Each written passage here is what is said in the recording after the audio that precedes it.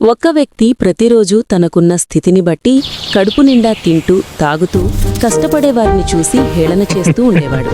ఒకరోజు ఒక చీమ తన ఆహారం కోసం ఎంతో కష్టపడుతూ ఉంటుంది. దానిని చూసిన అతడు ఆ చీమను ఎంత కష్టపడతావురా చీమా? ఒకరోజు చీమలన్నీ ఒక లైన్లో వెళుతూ ఉన్నవి. అప్పుడా వ్యక్తి వాటికి అడ్డంగా నిలబడి వస్తున్న వాటిని కాలితో నలిపి చంపుతూ ఉంటాడు. ఆ సమయంలో చాలా చీమలు చనిపోతాయి.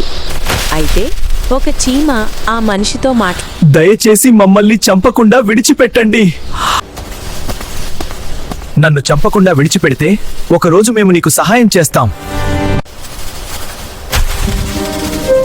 నువ్వింత చిన్నదానివి నన్ను ఎలా కాపాడతావు? నన్ను చంపకుండా విడిచిపెడితే ఒకరోజు మేము నీకు సహాయం చేస్తాం.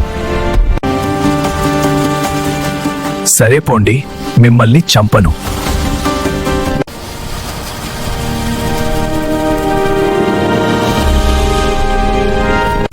కొన్ని రోజులు గడిచాక భయంకరమైన కరువు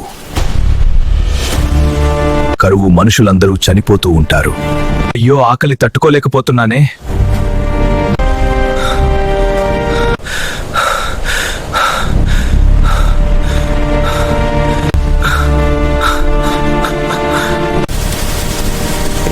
ఆ చీమ తనకు సహాయం చేయడానికి తన దండంతటిని తీసుకుని వస్తుంది.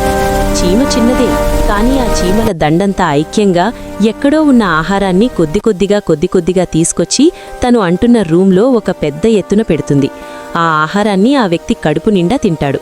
చూశారా స్నేహితులారా, చీమ చిన్నదే కదా అని దాన్ని హేళన చేస్తూ తన నోటికాడి ఆహారాన్ని పాడు చేసినటువంటి ఆ వ్యక్తిని ఆ చిన్న చీమే తన దండంతటిని తీసుకుని వచ్చి తన కష్టకాలంలో తనకు సహాయం చేసింది. తన ఆపద సమయంలో చనిపోకుండా కాపాడింది. అవును సహోదరులారా, ఒక చదువు వచ్చినటువంటి వ్యక్తి చదువురాని వ్యక్తిని హేళన చేస్తూ ఉంటాడు.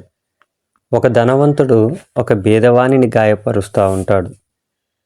ఒక పెద్ద కులం ఒక తక్కువ కులం వాడిని హేళన చేస్తూ ఉంటాడు.